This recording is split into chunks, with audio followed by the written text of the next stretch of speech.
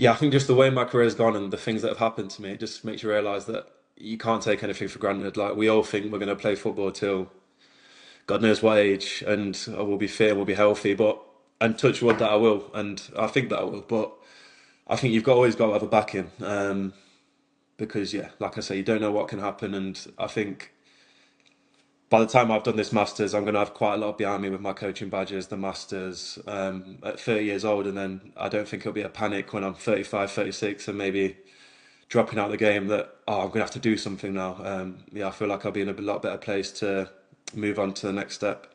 Do you look at other strikers? I know I imagine somebody get asked a lot when you're a striker who's gone from non-league to work your way up the levels, but it happens more and more now, doesn't it? And I think a lot of it is because obviously often strikers at young age, you're a bit different, but it's so hard to prove yourself at 18, 19 years old at the top levels of the game. Because I imagine often for a lot of the lads, if you don't score for a couple of games, you're out of the team, you go on loan and that kind of thing.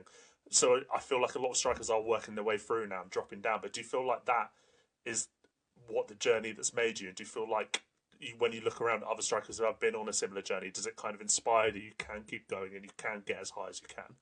No, yeah, I think it's just it's way more common now. Like you see people going from non-league to the Premier League, like you see people going from non-league to Champions League, and they was there at one point, and obviously I was there at one point. So there's no reason why, in my belief, that I don't feel like I can go and play at a different level, or I'm never going to knock myself and say I can't do it. I've just got to work as hard as I can and see where it takes me, really. But yeah, I think, like you say, I think personally for me, playing men's football at such a young age, maybe dropping out probably was one of the best things because I maybe went into an environment where it wasn't like if you don't score for this many games, you're coming out of the team. For example, at Leamington, the manager would say to me, "Look, Colby, I don't care if you don't score." He's like, "You could not score for the whole season." He's like, you're going to play," and that just embedded the confidence in me to like, okay, like I've got a bit of a lifeline here. Like I can go and express myself, and I don't have that pressure of scoring goals.